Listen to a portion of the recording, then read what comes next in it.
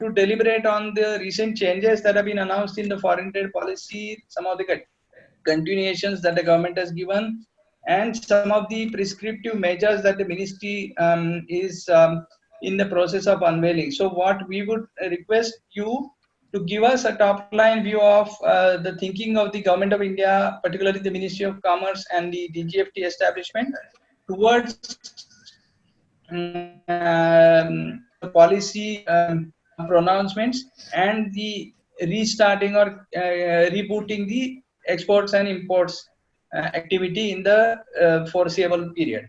So I would request you to give us a few thoughts on this, and then we will hand over to the speakers. Okay. Over to you, sir. Thank you. I welcome you all for this webinar now today. Because of the a special situation today, the validity of the foreign trade policy, which was to end on 31st March 2020, has now been extended up to 31st March 2021. Now, there are three issues. One, let us now take one by one. First, Chapter 3. If you look at Chapter 3, MEIS, the Merchandise Export Incentive Scheme, which was to end on 31st March, has now been extended up to 31st December 2020. Whatever the rates you have been claiming as of now will continue to be claimed up to 31st December 2020. Probably after the COVID-19 is over, probably they may review it even before 31st December 2020. However, SCIS, that means against service exports, they said that they will review later. Whatever the the application to be made for the exports made during the year 2018-19, you have been given extra 3 months now. And as far as the advance authorization is concerned, your export obligation period gets automatically extended by 6 months. Similarly, the validity of the license is also extended automatically by 6 months, and you don't have to obtain any specific endorsement for the revalidation of license or for excess of the export obligation period. These are the major, the benefit given in this, and there are small amendment to that effect in the handbook of procedures. There are basically, you must refer to, there are 3 documents to be referred to. One is that notifications, and number 2, there's a trade notice, and also circulars, policy circulars.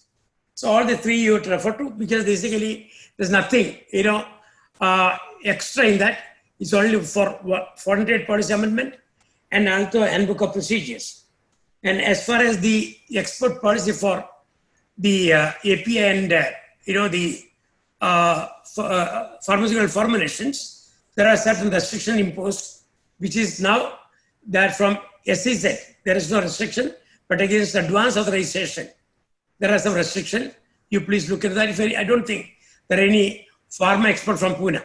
If anything, please let me know. I will give you specific advice on these issues. These are the measures. There is nothing great. And the reimbursement of the, the duty in lieu of the MEIS will come later, not now. They are working out that they will issue a notification thereafter. As far as SCIA is concerned, again, they are reviewing the whole issue. They will come back with probably certain new revised rates, or maybe extended this scheme also later, but not now. So these are issues. Now we can review the situation only after the COVID-19 has really been, been a bit goodbye. After some time, maybe after June. Thank you. Over to you, Aditya and Satish, sir. Yeah. Thank you. Thank you, Mr. Nambiar. Yes, Satish. Share my screen. Sir, Satish sir and Aditya. Over to you. Mr. Koparidekar, thank you, Mr. Nambiar. Thank you for giving that wonderful outline in terms of the current situation. Where are we in? maybe I can begin on a lighter note. I hope I am audible to all. Yes, sir. Sure. Yes.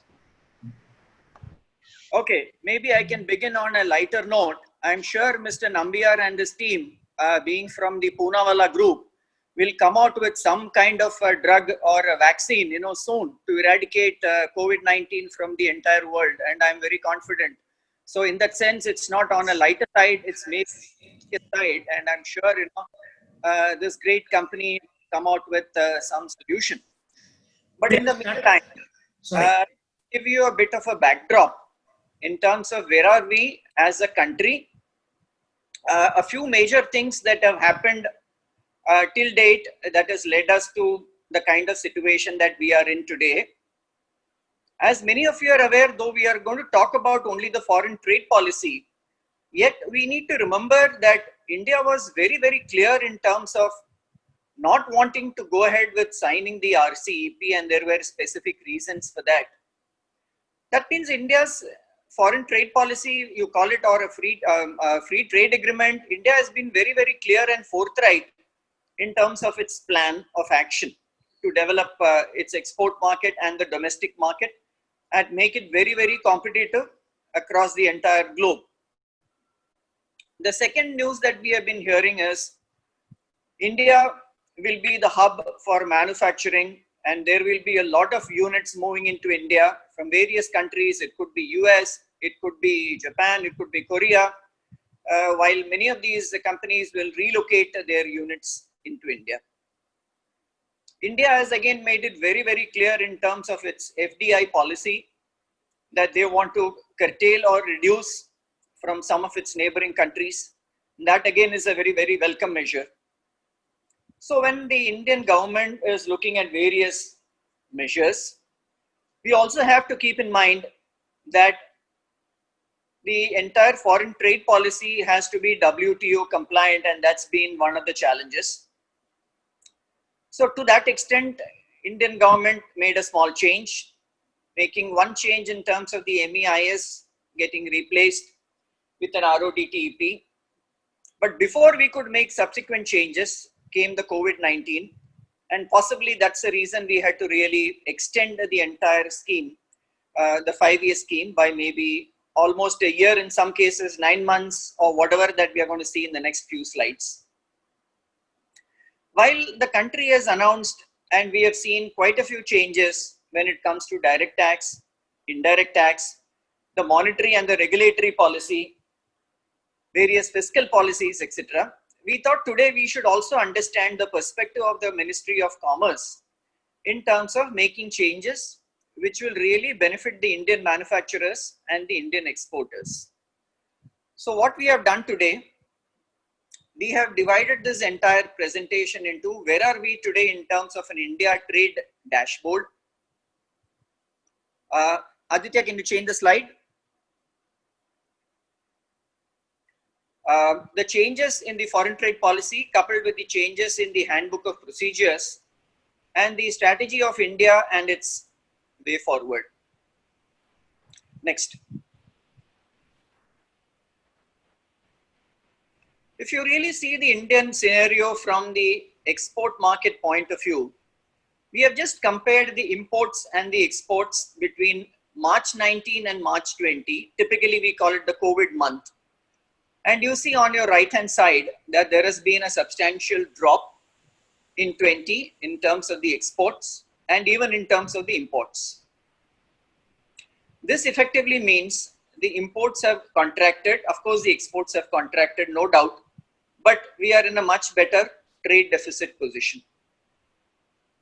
If you see the left hand top corner, while you see India has been one of the major manufacturer and exporter of hydroxychloroquine, their formulations, and even many other COVID-19 equipments, you find many of the Western countries are significant importers, not only of hydroxychloroquine, even for import of various PPE equipments or the COVID-19 equipments.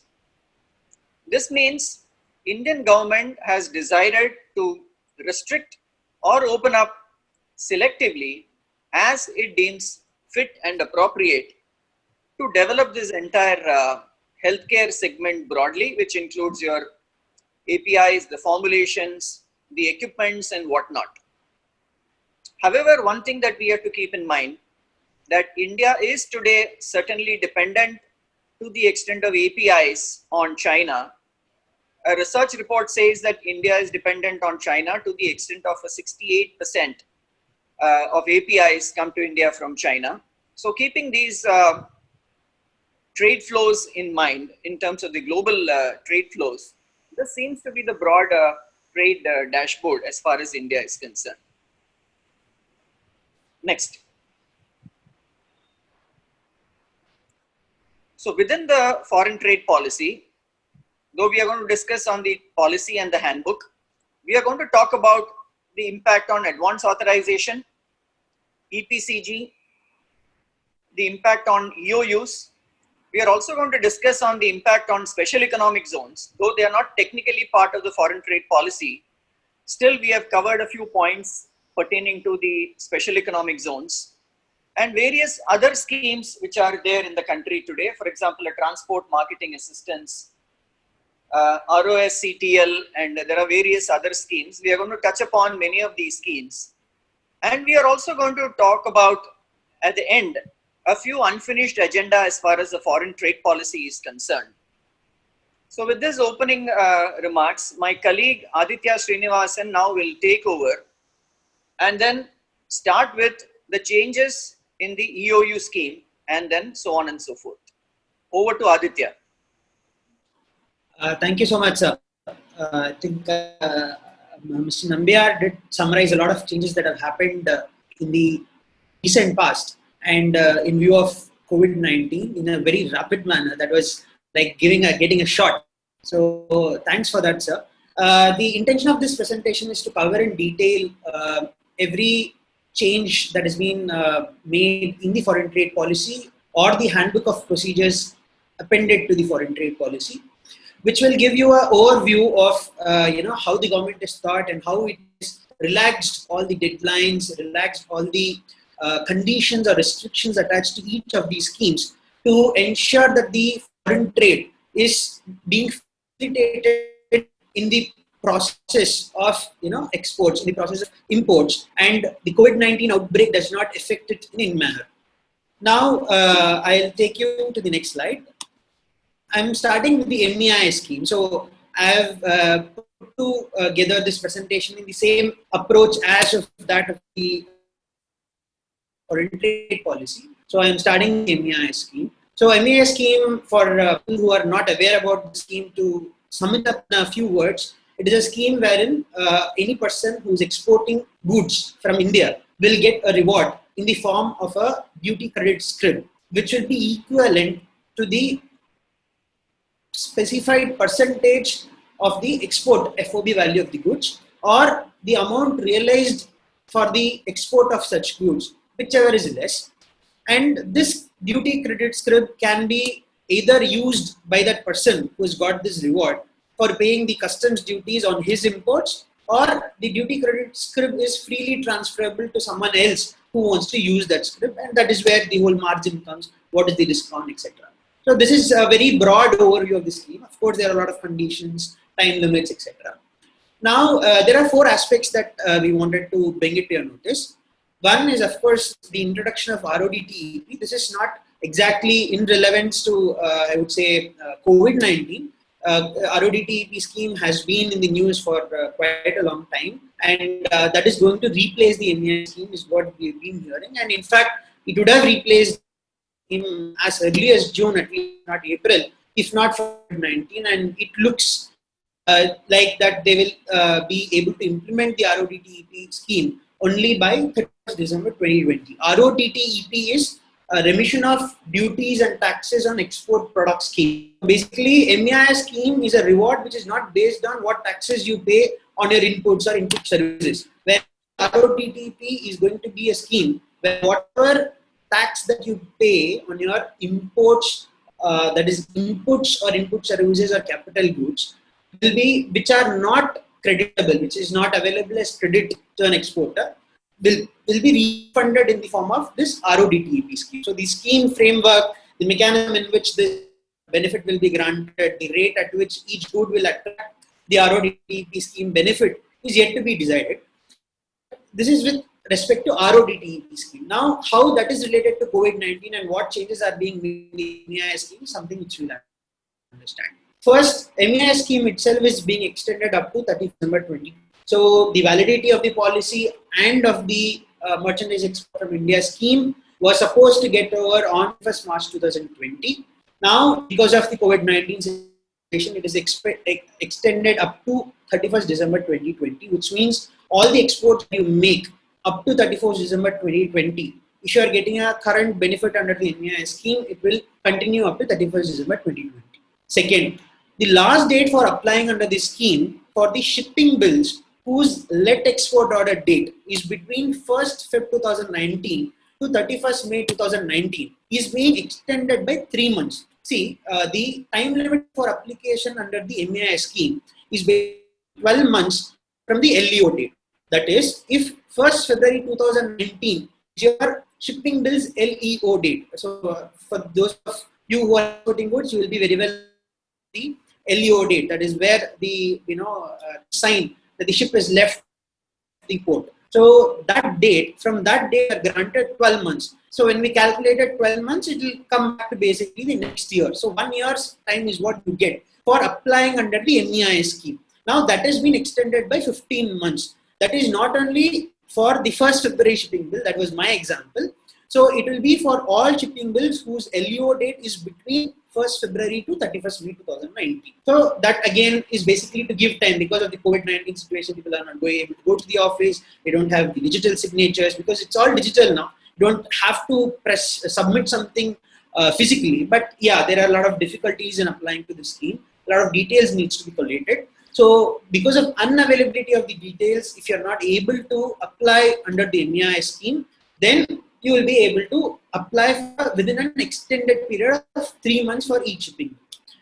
The next is phased replacement of RODTEP. Now, as I was saying that the MEIS scheme is going to be replaced and going to be replaced by the RODTEP scheme. The RODTEP scheme that is going to be introduced will be introduced in a phased manner. Now, what do they mean by phased manner? The current MEIS scheme, let us say there are 100 products under the MEIS scheme. For an example, if there are 100 products under the MEIS scheme, they will start developing the framework under the RODTEP scheme and start of the product under the RODTEP and start introducing it one by one or in bunches. It will not happen at all at one go. So as long as they introduce 1 or 2 or whatever products into the RODTEP scheme, that product will discontinue from the MEIS scheme from the date of introduction of it into the RODTEP scheme. The exact details of this transition is yet to be provided or notified by the DGFT. However, broadly they have told that the RODTEP scheme will replace the MEIS scheme in a phased manner, and as soon as a product comes into the RODTEP net, it will go out of the MEIS net. So that is 4 aspects that we understand as a change which has occurred in the MEIS scheme from the COVID-19 perspective. I'll pause a second if just to check if everyone is able to hear me clearly and see the slide properly. Can Satish sir or MCCIA team confirm? Yeah, it's Yeah, fine. we can hear you. Okay, thank you. It's clear. It's clear. Thank you. Yes. Now moving on to the next scheme, which is SCIA scheme. Now SCIA scheme has also been in the news for quite some time for many reasons. I mean, I can think of many reasons of why SCIA scheme in the news. Initially, the SFIA scheme had challenges in terms of granting a benefit to a person who is not having an Indian brand. Though an Indian company, but an Indian brand, that dispute is still not settled. And then later, SCIA scheme, there were complaints against the SCIA scheme also. It is not a subsidy or it is not a benefit that India can give as a WTO member country. And very recently, the Honorable Minister, Mr. Piyush Goyal, had raised a question on the floor of the Parliament as to whether this scheme needs to be really continued, whether it is actually giving benefit to the exporters in the country. Now, amidst all this, I think all this has taken a backseat now, and with COVID-19 in the picture, there have been a few amendments in the SCIA scheme. The first one which I would like to take is service exports with effect, that is for the period 2019-20. That is the year that just got completed with 31st March 2020. So before proceeding that, like how I summarize MEIS scheme in a few minutes, I'll summarize SCIA. SCIA scheme is an equivalent scheme like MEIS but for services. So how MEIS is for goods, SCIA is for services. Basically, you get a percentage of the net foreign exchange that you earn by providing or by exporting a service from India, and this benefit in the form of a duty credit scrip that is also freely transferable, meaning the exporter of service can either use it for paying customs duties on his imports, or he can sell it to someone or transfer it to someone at a discount so that they are able to use it, and in this process the exporter gets a reward. So this is the summary of the scheme in a few words. So generally what happens, this scheme is applied on a yearly basis. That is for the year 2018-19, right? 2019-20 financial year end is the last date. That is for the period 1st April 2018 to 31st March 2019, the last date for making application without a late cut. There's something called a late cut, I'll cover it later. But without a late cut, if you have to file an application under the SCIA scheme, the last date is 31st March 2020. Now, since this entire benefit is claimed after the financial year, the rates and the services that are eligible under the scheme is generally notified a little later, after the year end, depending upon the exports made under each category. The FTP, that is the DGFT, makes amendment to the appendix which details or which gives the list of services with rates appended to those lists. This is notified generally after the year end. Now, the first question is for the period 2019-20, the rate is yet to be notified. So that will be soon notified is what they have told. That will be notified and you will be eligible. That is one. Second is the question for 2018-19, because that was due on 31st March 2020, like I said before, 1 year from the end of the financial year, which means for the financial year 18-19, the last date was 31st 2020. But again, because of the COVID-19, it has been extended from 31st March 2020 to 31st December 2020, which means you get 9 months extra time to apply under the SCIA scheme for the exports made during the period 2018-19. The third amendment that I would like to take you to is service exports with effect from 1st April 2020.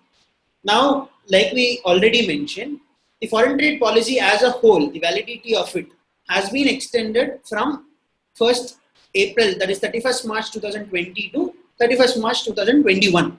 However, whether all these schemes under the DGFT also will get extended or not is to be understood under each of those chapters.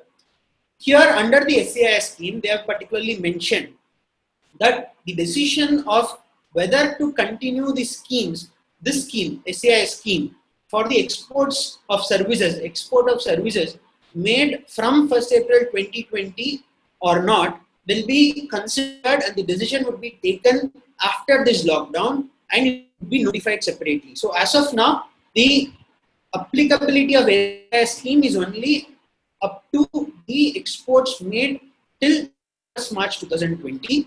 Let's be clear on that. 18-19, the last date has been extended to 31st December 2020 from the existing 31st March 2020, and 19-20, financial year 19-20, the exports made in that year, the eligibility and the rates will be prescribed soon is what they are notified.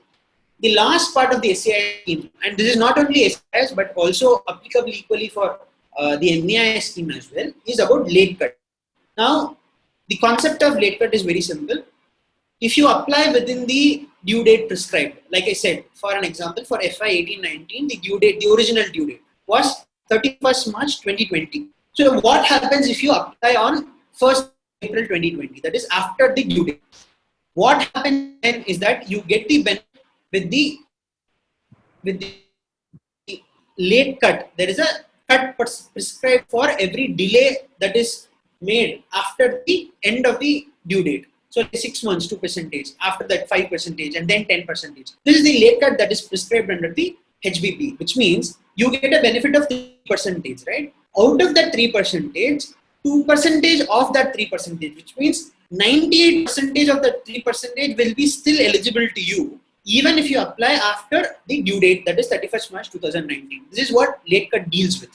Now, the late cut also had its deadline, basically the deadline being calculated as per the end of that eligible due date for that script. Now, they have clarified that it would also be continued and it would also be taken, and due date for submission of application with late cut also would be 31st March 2021. It is 31st December 2020, and it is not 31st March 2020, it is 31st December 2020. Sorry for that mistake. So basically it is in line with the extension of the original scheme. They have extended the late cut also. So that would also be till 31st December 2020. The next scheme that I would like to take is advance authorization scheme.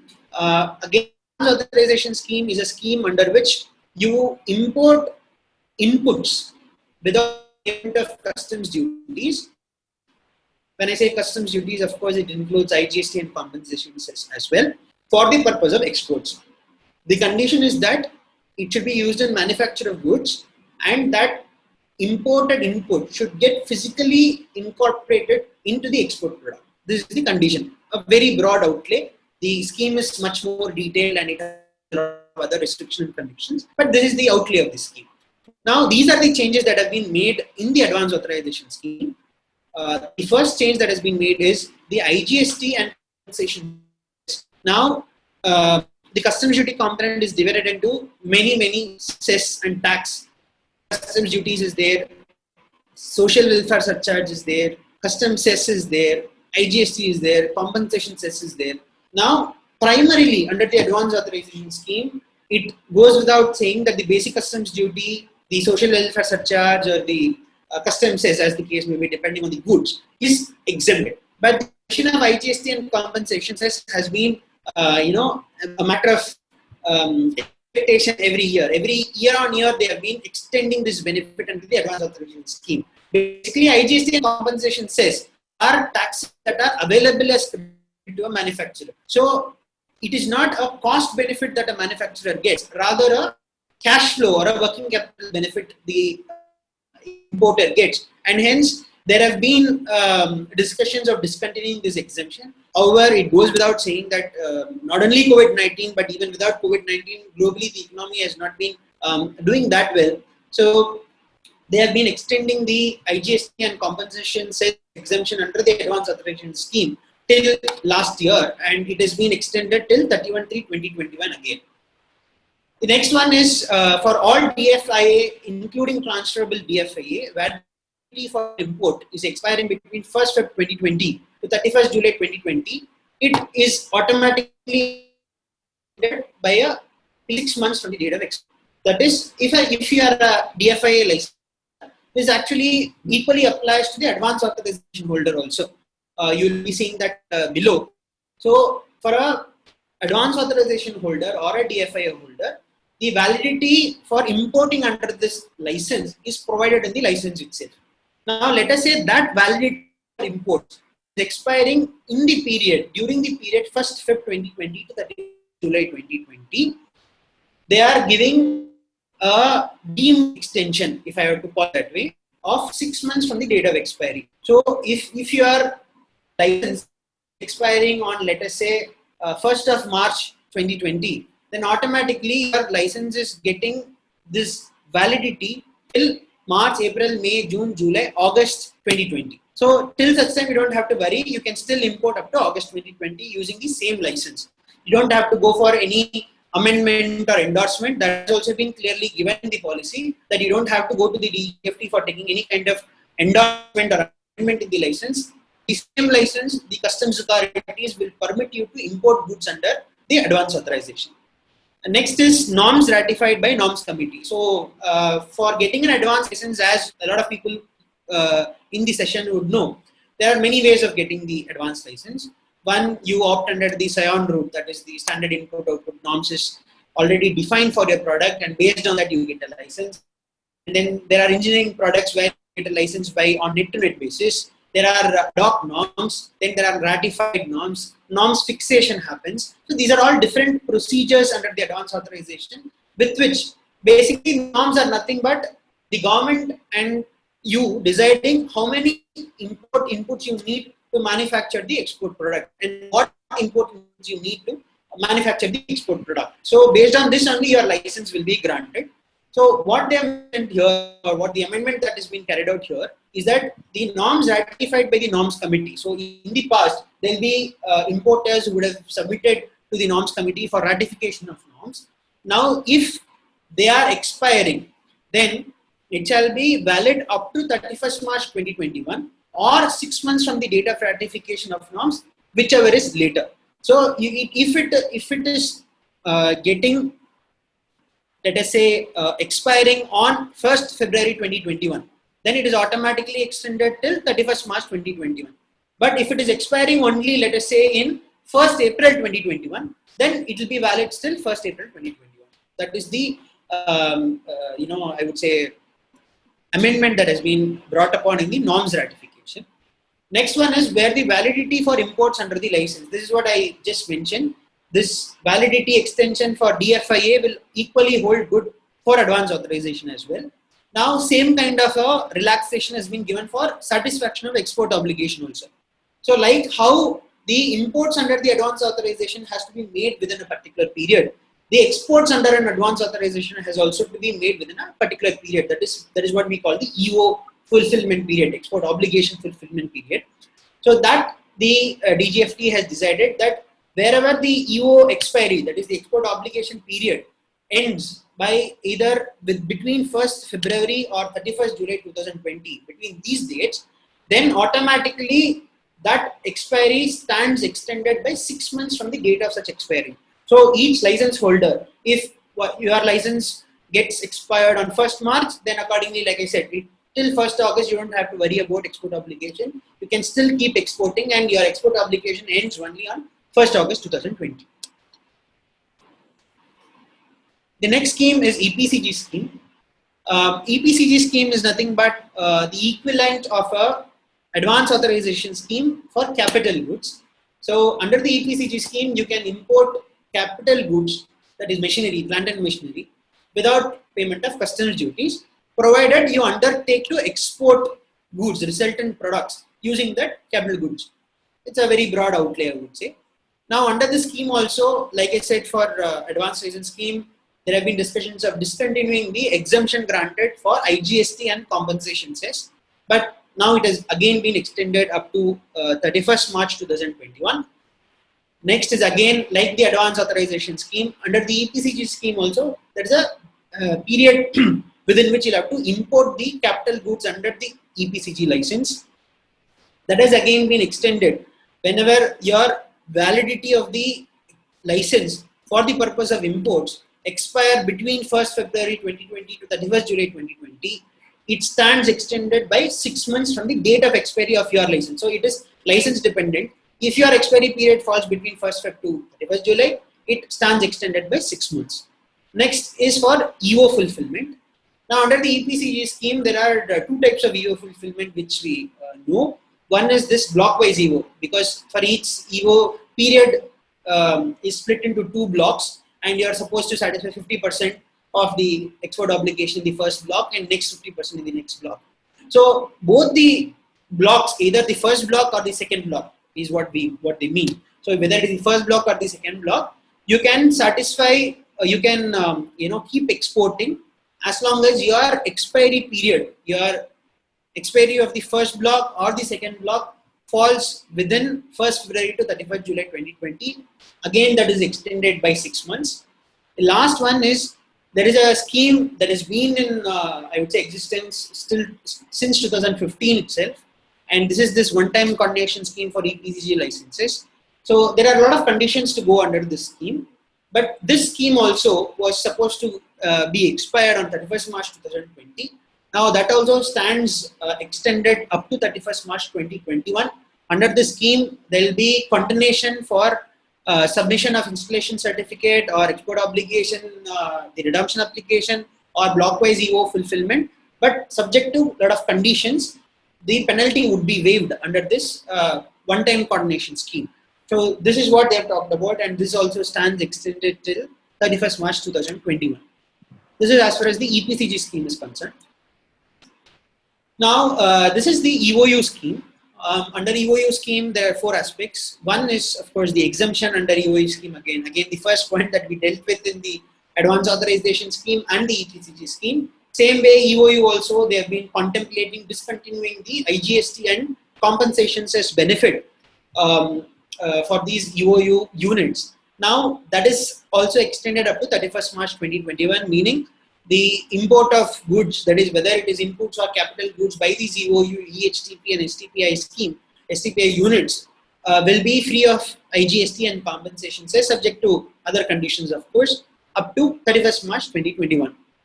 The next one is validity of LOP or LOI. So a letter of permission is the document or the authenticative document that allows you to operate as an EOU unit. So it is either given by the development commissioner or the STPI, as the case may be, depending on the nature of the EOU unit.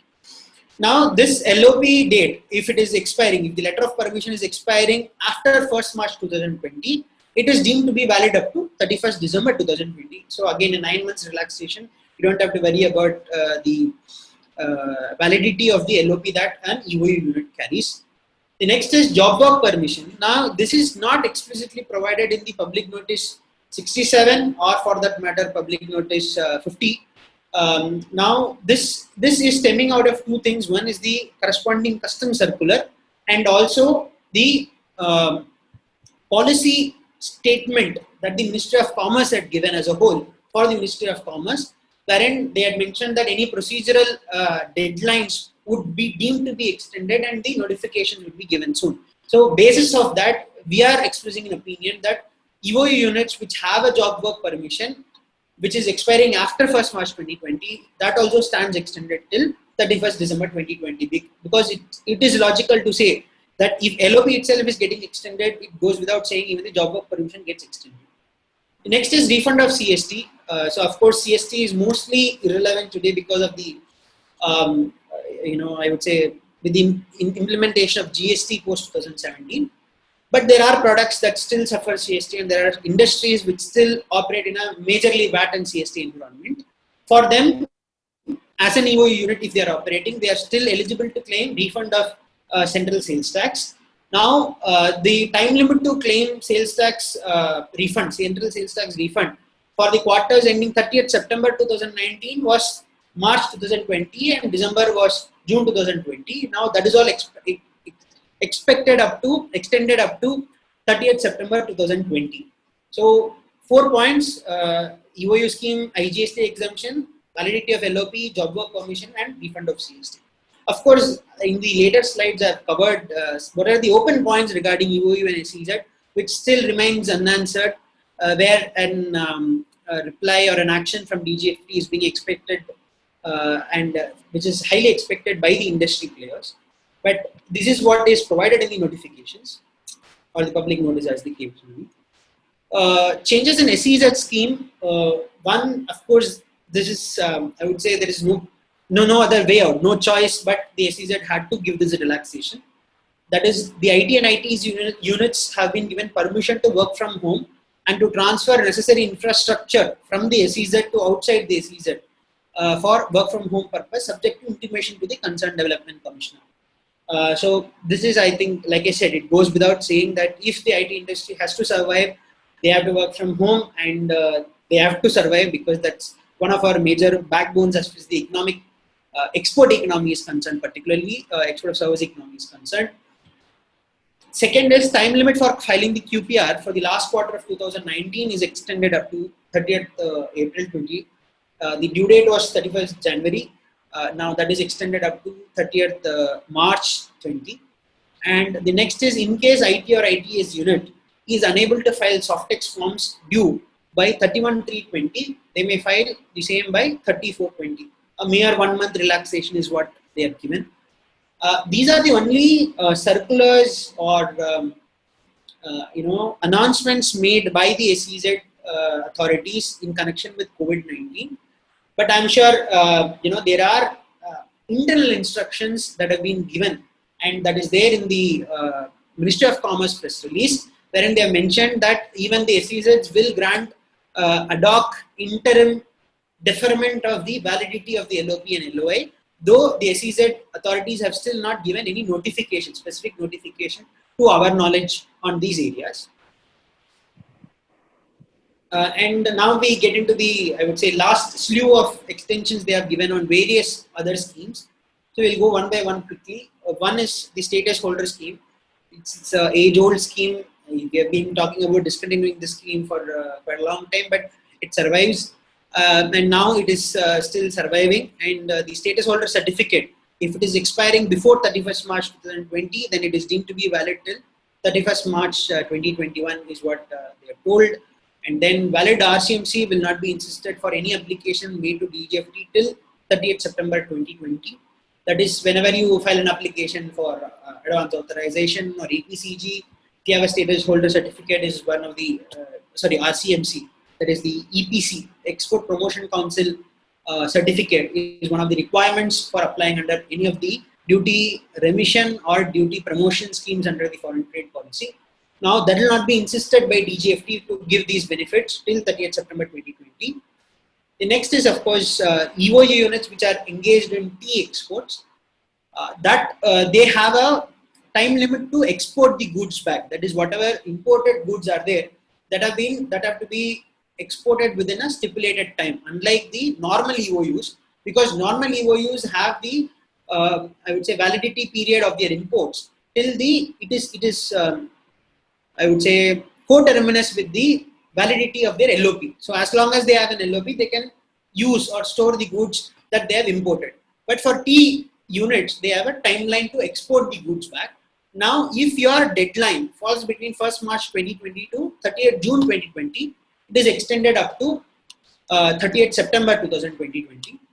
Then, of course, there is always this TED and DDBK. These are also very old schemes that have been there in existence as old as the foreign trade policy itself, where the last date to file the application for TED and DBK falls after 1st March 2020. It shall be deemed to be extended to 30th September 2020. So if you have to file an application, because this TED application is typically filed either based on realization from the advance license holder or invalidation letter holder or ARO holder, or based on the supplies made to him. Based on the last supply made to him, from there the time limit is generally calculated. So if your deadline falls after 1st March 2020, you can deem that you have time till 30th September 2020 from that deadline. The next one is, of course, TMA scheme. This is transport and marketing assistance for specified agri products. So basically to offset the inefficiencies that is there in transportation, particularly international transport, the government has come up with this TMA scheme, and it has been benefiting a lot of agri exporters. So this scheme itself has been extended up to 31st March 2021. It was supposed to be suspended or disbanded by 31st March 2020. Then, of course, the QPR and MPR and APR, there are deadlines for Q2 and Q3 of 2020. That is what I'm talking about is the calendar year 2020, which is January, April, May, June, and July, August, September. That is extended to 30th September 2020. And APR for the financial year 1920, that is due, and that is also extended till 30th September 2020. Then the deadline for MPR, that is monthly performance report, for the months February 2020 to June 2020, if you have a MPR that needs to be filed, then that can be filed up to 31st July 2020. These are all, so many dates. So I'm quickly rushing through. There is nothing. You'll have to just note down these dates as it is applicable to you. The next are, of course, some specific schemes, though fringe, but I wanted to cover. We will start with the export through exhibition or export promotion tour or export of branded jewelry. A lot of fringe areas there, particularly for the diamond and jewelry exporters. where the last date could be for export of the product or re-import or realization, as the case may be. For all these last dates, if the last date falls between 1st February 2020 to 31st July 2020, it will automatically stand extended by 6 months from the date of that expiry, that is the last date.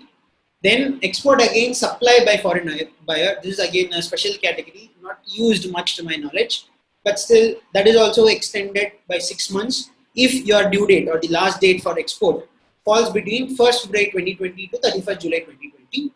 Then import of diamond for certification, grading and re-export, that is also extended by 6 months, and the period that we are talking about is also the same. The last date of export should fall between 1st February 2020 to 31st July 2020. Then there is a separate kind of authorization, which is the replenishment authorization, where based on exports, your authorization gets replenished. If the last date to file the application falls between 1st Feb to 31st July, then again that also stands extended by 6 months. Then ROSCTL. ROSCTL is majorly for the textile products. It is a rebate of state and central taxes and levy scheme, which is very similar to RODTEP scheme, or I should say the other way around. RODTEP scheme is going to be very similar to the ROSCTL. The last date to file online claims extended from 30th June 2020 to 31st December 2020. So this is also again a 6 months extension that they've given. And under the TMA scheme, what we saw in the last slide was TMA scheme's validity itself being extended up to 31st March 21. But this is the timeline for filing application under the scheme. So for the quarter ending 31st March 2019 and 30th June 2019, application can be filed up to 30th September 2020. So normally it is 1 year, they have extended it. Then physical copy submission, that is, if you have filed an online application under this scheme, under the TMA scheme, between 1st Feb 2020 to 30th September 2020, then the last date for submitting the physical documents in relation to these TMA scheme online applications is extended up by or extended to 30th October 2020. Now I think the last one, but a very interesting one, is the COO. This is basically the certificate of origin under the FTAs, various FTAs, PTAs, CSAs and CPAs. So this is to be issued by respective authorities. It might be independent agencies, nominated agencies, or the DGFT themselves. So as you know, if people who have heard our International Business Summit speech or the speeches before, they would have been aware of the mission FTA of the government, and as a part of that mission, they have started the online origin management system very recently. And this is a big example of how DGFT, the Commerce Ministry as a whole, I would say, works in a very, I would say, modern fashion, or electronic or e-enabled, I would say. So what they have done is they have helped the exporters in two ways.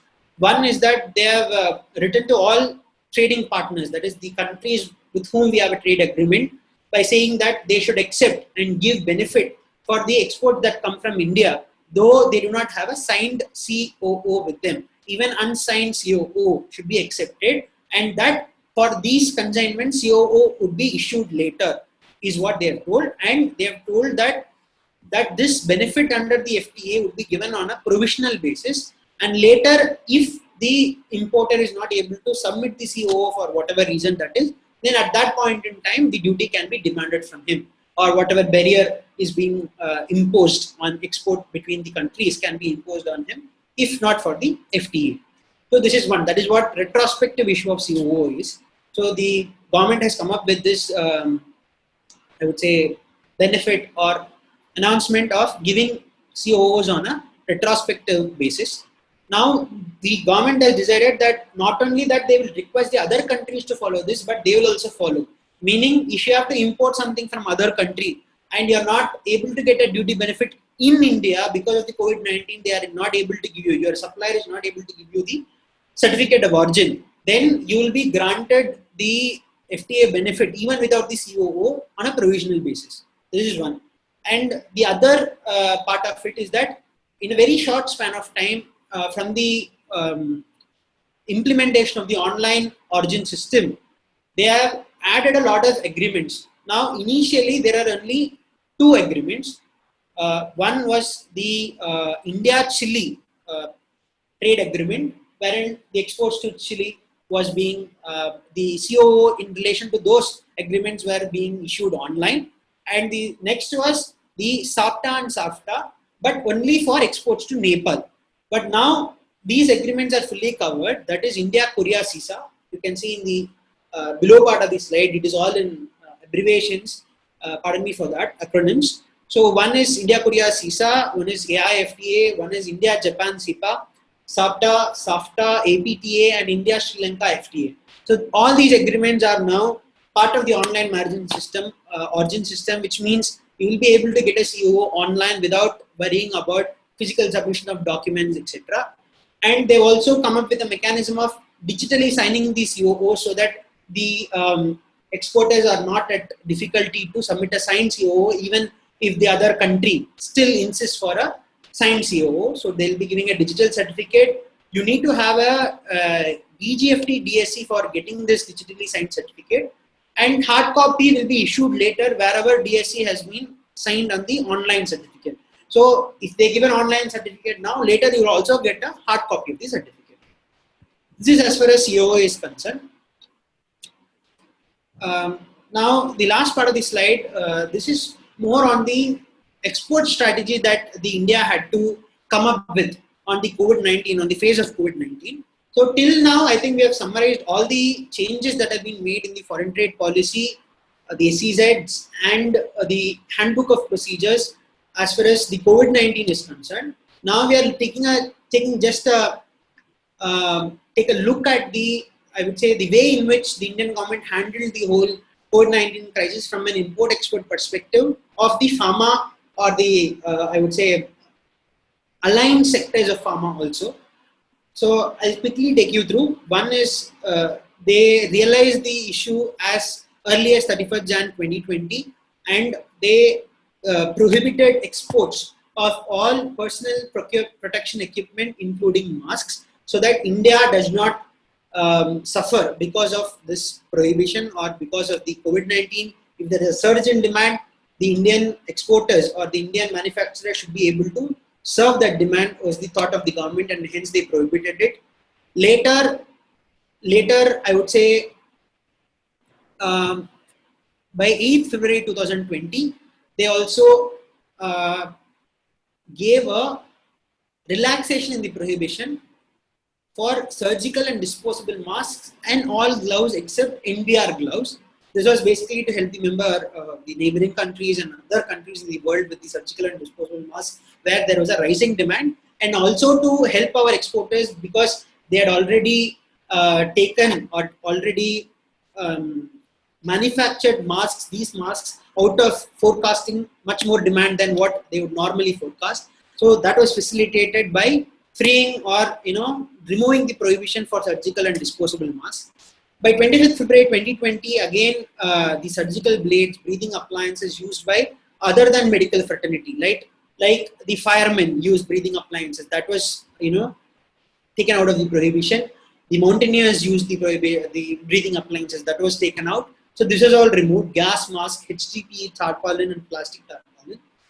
Then on 19th March, because of the situation worsening in India, they again came up with prohibition on surgical masks, ventilators, textile, raw material for masks and overalls. And finally, by 24th March, they stopped exporting, or they placed this prohibition on all respiratory appliances, oxygen therapy appliances, breathing devices, and sanitizers, so that the security, or I would say, the Indian population is secured of any risk from the COVID-19 or the unavailability of these important or crucial things that are required to fight the COVID-19 crisis.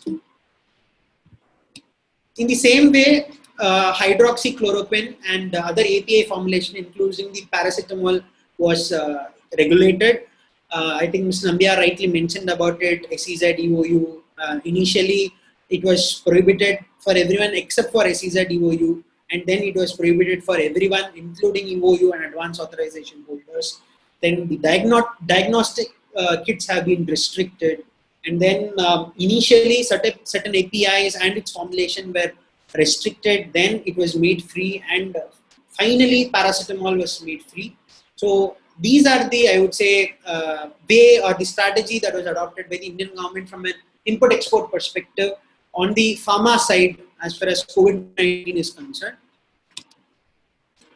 The last two slides of the webinar here would cover two things. One is some open issues that we could think of from the perspective of FTP or foreign trade as a whole, which is still not addressed by these notifications or the relaxations given by the Government of India, Ministry of Commerce. One is extension of the validity of the duty credit scripts already issued. So this was a very valid question. I mean, thanks to Satish sir for bringing that up. The script issued under, let us say, an MCCIA scheme or a SCI scheme also has an import validity. So this import validity has still not been extended by any of the notifications, which means if your script is, let us say, expiring on the 1st of June 2020 and the lockdown is still not lifted, or the lockdown is lifted but your material is taking time to come for whatever reason that is, you will still not be able to use the goods beyond that because you are handicapped by using the goods between the period March, April and May because of this COVID-19. So this is a very, very important issue that needs to be addressed. I'm sure for DGFT will take a note of it. We are sending the representations through MCCIA and other trade bodies too. So we will see that this issue getting resolved very soon. Next is extension of interest equalization scheme. This is particularly for the textile sector. Again, there have been a lot of requests even without the COVID-19. But because of COVID-19, the exports from textile exports from India has taken a huge beating, and hence the entire textile fraternity has been asking for an interest equalization scheme extension up to 31st March 2021 at least. Next is extension of LOPs and LOAs of SEZs. Like I mentioned, there are internal instructions given to development commissioners that they should give a doc interim deferment, but there is no notification as such. There is no deemed extension that is announced, which means SEZs will still apply online and then wait for the LOP to get extended.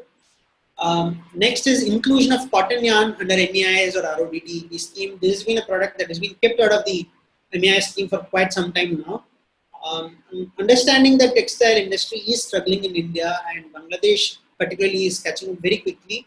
If the government is able to place it under the RODTEP scheme, if not under the MEIS scheme, that would benefit a lot of exporters. Then removing used laptops to DTA from an SEZ. Now, used information technology equipments are a part of the foreign trade policy restriction. It is a restricted good. And whenever an SEZ is sending their goods, that is the used laptop from an SEZ to a DTA, it is treated on par with an import. And you are required to get a no objection certificate from the department, that is MEITY, the Ministry of Electronics and Information Technology. But this is still not relaxed. There is no relaxation on this matter, even in light of COVID-19.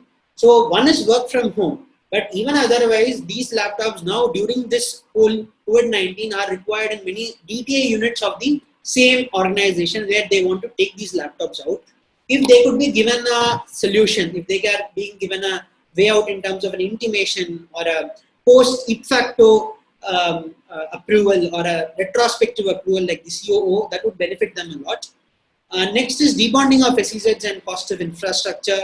Again, this is also a big issue where debonding has been happening in the recent past and they are ready with the debonding. But then if because of COVID-19 their debonding has stopped, and because of that the SEZ developer is still charging these SEZ units for the infrastructure that they would be using, because without them getting the debonding permission from the SEZ authorities, they'll not be able to come out of the SEZ scheme fully, which means they'll be incurring a lot of overheads in these SEZs, which has to be definitely addressed. And then time limit to return goods by an EOU. EOUs are importing today by following the import of goods at concessional rate of duty rules 2017. We call it the IGCRD rules 2017. A lot of conditions and procedure, license, Annexure 1, 3 and all that stuff. And under the IGCRD rules 2017, there is a time limit to return the goods. And now because of COVID-19, if I'm not able to satisfy the time limit, then what happens? Am I still saddled with the liability? Should I take refund of it after paying it? So how do I work that out is a big question mark again for all the EOUs if they are having a returning of goods scenario. Next is adjustment in average export obligation to the extent of shortfall due to COVID-19. Again, this is going to be a, I would say, serious concern for people who are having export obligation period in this entire financial year of 2019-20 or 2021, because the impact on exports happened much late before even March. It happened as early as January. So there could be serious shortfall in export obligation, particularly the average export obligation, because that is calculated based on the exterior exports, which were not affected by such an extraordinary cost like COVID-19. Now, how the government will take cognizance of that and how they will adjust the average export obligation is again another question. Again, advance authorization also has an export obligation. So one is that they have extended the timeline within which the goods can be exported under the advance authorization, but that alone will not help, because there will be companies or industries wherein these exports might not be required at all. There will be cases where there will be cancellation of export orders. Now, what happens to them? Because there has been an instance in the past to certain industries where they have identified where the entire export has dipped by more than 5%. Based on that, they have taken some cue and then regulated or provided concession to these advance authorization and EPCG schemes, scrip holders, license holders. So is that going to happen? There is no light on that. And then extension of time limit to dispose APIs imported under public notice. So for the pharma industry, people will know that there is a timeline to export whatever goods you import, or you should destroy it. So if this timeline is getting extended because of the COVID-19, if they are not able to use it, if they are not able to put it into manufacture, but still if the shelf life of the API is still present, then what happens to that? How is that going to be addressed is something which pharma industry will need an answer on. So these are some open issues we could think of. If you have any other issues, we'll be happy to take it in the Q&A session. The last slide we have is on the way forward. I request Satish sir to quickly take through the way forward slide. Thank you. Thank you, Aditya. So we have already seen the kind of proactive changes that the Indian government has already come out with. Though there are a few things which are still pending, and I'm sure the Commerce Ministry is duly appraised by the respective ministries, because many of them happen to be sector-specific issues, and I'm sure many of these will get addressed as we move forward. The way we have been working from home, I'm sure even the Government of India has been working from home. So many of these can be even the appropriate authority so that the government can come out with a proper solution. Now, at the end of all this, I'm sure India is going to be one of the first few countries to come out of the lockdown and even come out of the entire COVID-19 situation. As I see, any threat is ultimately an opportunity. It is not just a challenge. These kind of threats will ultimately result in an opportunity for India. India is anyway a large manufacturing hub. Thanks to many of the movement of manufacturing facilities in certain countries, if it reaches India, either of the US or Korea, that could be a boost to the Indian economy. And I'm sure even India will come out of this situation faster, than we all envisage. Keeping in mind, of course, one area which will continue to remain pending, that is the WTO dispute. At the same time, we'll have to be conscious that we are compliant as far as the WTO is concerned. Finally, I would look at it this way. Once the lockdown opens up, many of these export-oriented units will come back to their peak manufacturing capabilities. The order book again will start flowing from many of the other countries, including, for example, certain fashion garments and other things. Pharma, healthcare in any way will continue to be a big opportunity for India. So once we get back these lost export orders, in a matter of, I think, 6 to 9 months, we should reach a level of 80 to 85% of our normal production is what we believe. I think the government is doing everything possible from their point of view.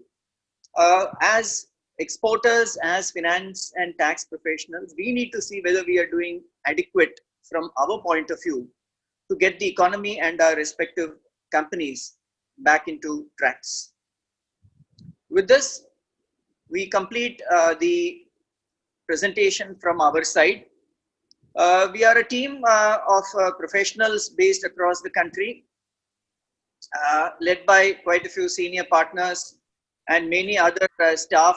We at least are working from home from our 8 locations, and we are at least happy that we are keeping ourselves and our audiences and participants occupied many of the changes that the government is bringing up. With this, we complete the presentation.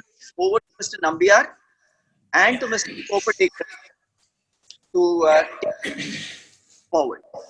Thank you. Thank you very much. Wonderful presentation by Aditya.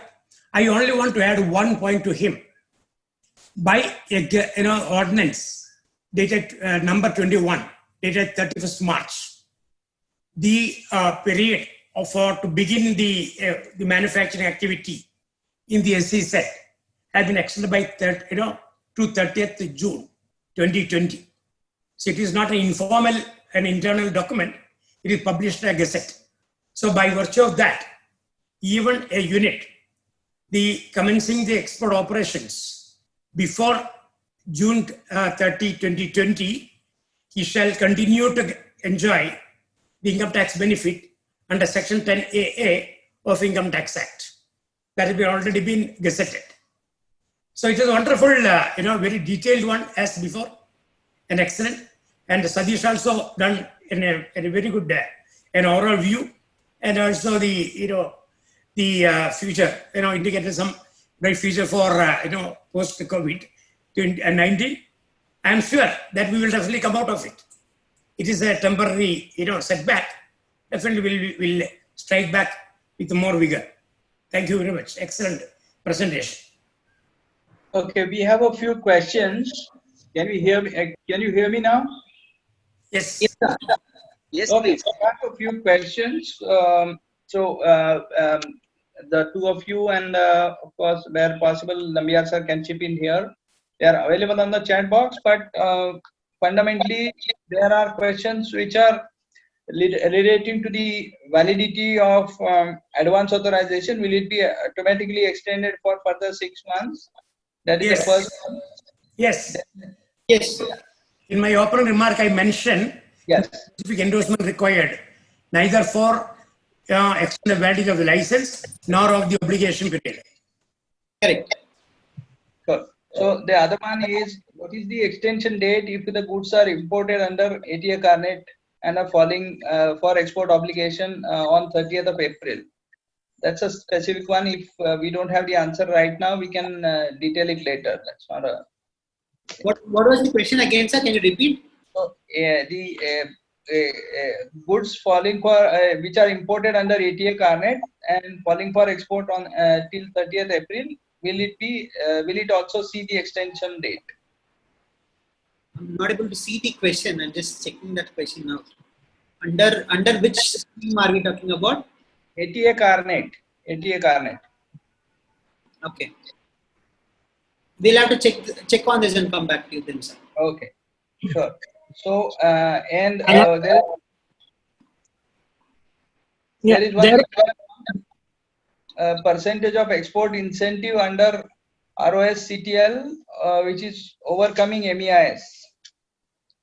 So I really didn't get it, but if you can throw some light on here, that would be good. Hello, please go on. Yeah, so RODTEP scheme, that is not ROSCTL, but RODTEP will be replacing the MEI scheme. So, in fact, this was one of the questions I myself raised to the Joint DGFT Pune during our International Business Summit. And Yes. so he had answered that the framework of the scheme is still being worked out. So the logic behind the scheme is that whatever tax that you pay on the inputs and input services that you use for in your business for manufacturing the goods that you're exporting, that is not available as credit today. That will be aggregated, and then the rate will be formed. So it is still in process. In fact, in the notification or public circular, the DGFT has mentioned that they will work with CBIC, because CBIC is the authority which is collecting tax on all the inputs and input services otherwise on a central level. So they will work with them and then come up with this rate for RODTEP scheme. So we have to wait and find out. But I can give one cue on the RODTEP scheme, the rates that could be prescribed. In most of the cases, it is not going to be as high as the 3% is what I can say. Okay.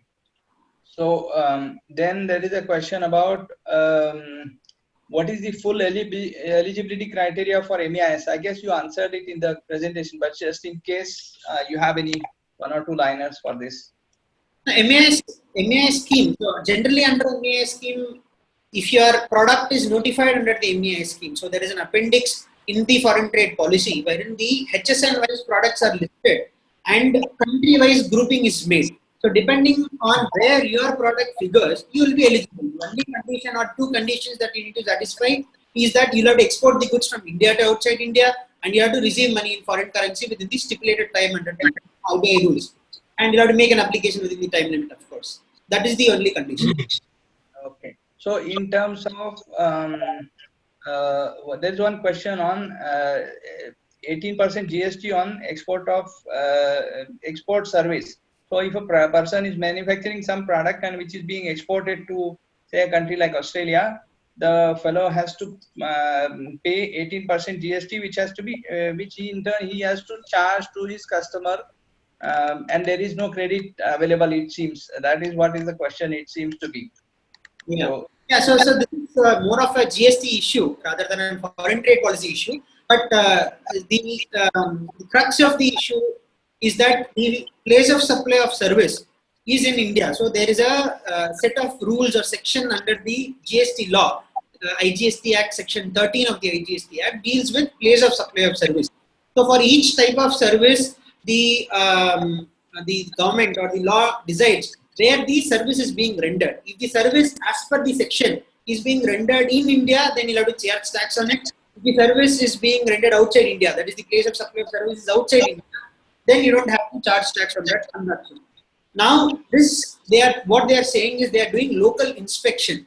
So now, under the erstwhile service tax law, because there is not much of a legal precedence under the GST law, but in the erstwhile service tax regime, there have been legal precedences where for surveying of goods, the supply of service or the place of provision of service has been determined to be outside India and not in India. So it's I would say it's an interpretation that we'll have to make and take you from the judgment and find a way out for not charging GST on this transaction. We have dealt with this in the past, and our client has successfully not charged GST on surveying charges. I think I can comparably use inspection against survey because both involve good and checking the goods in layman terms. So we'll be able to help them if they contact us, but otherwise they can contact any other expert also on this. It is the question to be answered is where the place of supply of service is and how the section should be interpreted to determine the place of supply of service. Nambiar sir, is this a fit case for a representation? I think we shall do. Okay. So then another question is, what is the future of import of bulk drugs from unregistered sources under PC9? Yeah. So this also I think we have to wait and see. Like I told, that was one of the points I had covered in my open matters also. So we'll have to wait and see. They'll have to extend it. They'll have to give some relaxation there, or they'll have to do away with the time limit itself, because that has been requested of the pharma industry for quite some time. So we'll have to see. We'll have to wait and see what the DGFT decides on that. Sure. So for again, question is related to MEIS, whether the extended MEIS rate, which is for applicable, which is 4 to 10%, or the normal rate within the extended period. It is the normal rate. Whatever is the current rate. That's the same extension continues. Okay. Then there is a question which says that the company is not able to fix ad hoc SIAN norms because there's a big variety of products. So input for each part is different, and let's say this particular SME has 1,000 different parts of different shapes and sizes. So what should we be doing? Yeah, so this is typical of engineering industry. I'm not sure if the person who's asked the question is from the engineering industry, but if all your export parts, because you are calling it as parts instead of calling it as raw material products, I assume that all these parts will go into your export product.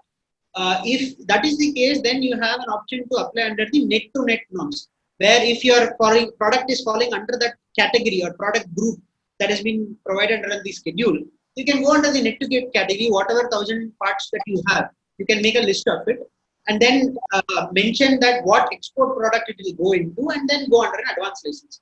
That is how many engineering product group industries take an advanced license.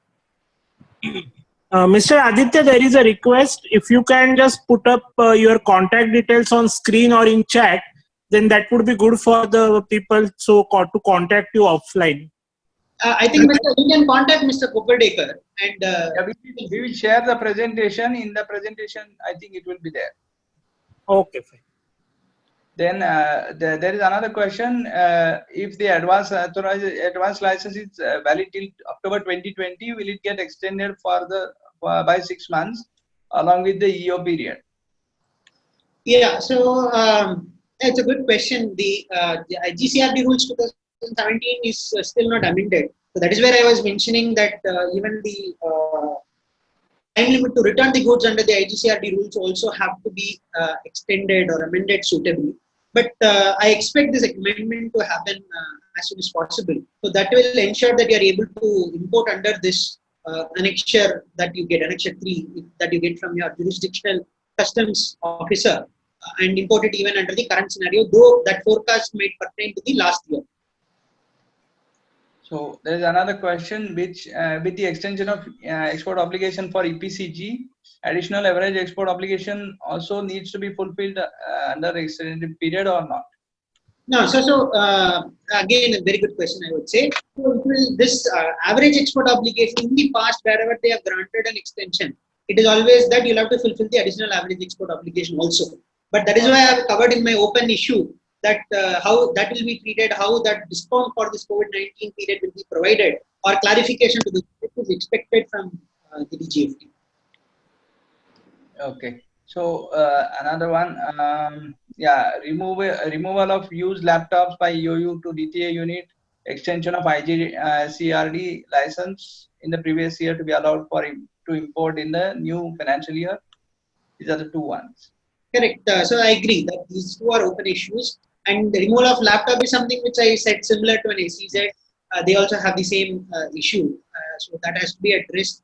And then extension of IGCRD licenses, like I just now discussed, IGCRD rules 2017 needs to be amended. But I will just add one point here. Per se, even if you use the IGCRD license, which has been issued in the last financial year now, it cannot be said that it is not valid. The reason why I say that is that if you see the IGCRD rules 2017, it does not impose a validity of the certificate issue. It only says that the license can be taken by forecasting a year's export. Now it is only a forecast. If I am not able to utilize that forecast in a particular year, legally I am saying, though practically it will be difficult, I understand, but legally even if you use it now, it cannot be called or it cannot be said that it is invalid. Because in your IGCRD certificate, I don't think the customs officer signs by stating a validity. It is only a signature on as on date when you take this license from you. So in that sense, legally it is still valid even if you use it now. But I'm sure clarifications on these on these lines will come from the customs authorities. Okay. Okay. I'll just see if there are any more questions. Just one second. There's a question on EOU. EOU has provided the facility by extending IGST and customs cess during imports. Does it mean that IGCRD certificates issued for forecasted year is valid for the extended period for import of duty-free goods? Yeah, so this is what I just now answered. It's the same question. So, yeah, so the answer still holds good. Yes. Okay. I think pretty much well covered. In case somebody feels that there is any question still remains unanswered, just put the question once again in case I have missed out. Yeah, Mr. Keswani has one more question. Please go ahead. So he seems to ask the question, WTO has asked to eradicate benefits of EOU and SEZ. What is the status? And also MEIS and SEIS. So I think MEIS and SEIS, the replacement is the scheme which is in the works. That much I can tell you. In terms of EOU and SEZs, what WTO is asking is not to be, not to give you an unfair advantage. So it never asks you to eliminate all the reimbursement of duties that you are giving. It's just that additional benefits that are being given, supposed additional benefits that are being given are to be removed as far as the WTO mechanism or WTO dispute thing is concerned. Am I right, Aditya? Yeah, yes, sir. I would add a few words only. He has asked which additional benefit. So the additional benefit that the WTO complaint talks about is capital goods duty exemption that you're getting, because the capital goods still stay in India and they don't go from India to outside India. And as per the duty remission principle in the annexure of agreement of subsidies and countervailing measures which the WTO members have entered, that is a prohibited subsidy. That is the whole dispute. But that is a session for itself. One day we'll have to have a separate session on that. But the status of it is, as of now, EOUs and SEZ will continue, and the government of India will come up with compensating these exporters or incentivizing these exporters in a WTO compliant manner, rather than scrapping the EOU and SEZ scheme. And MEIS, as Mr. Kopadekar mentioned, it is already extended, replaced by RODT scheme. SEIS, we'll have to see, that is also definitely in the cards as far as scrapping is concerned. We'll have to see how they are going to replace it or compensate. So we'll have to wait and see as far as MEIS and SEIS is concerned. SEZ and EOU will definitely continue. But one more thing I will like to add is, interestingly, customs bonded warehousing has been entirely revamped by the customs, that is the Ministry of Finance, because of the CBIC, and that gives equivalent benefits as an EOU. So we have to wait and see how these schemes will coexist or merge into each other schemes in the coming days. So, but customs bonded warehousing scheme is a welcome scheme that the government has implemented in the recent past. Nambiar sir, anything to be added to the SEZ and EOU's related remarks? No, nothing great. I think he covered, very comprehensively. Excellent. Yeah. So, last word from the chairman. Good.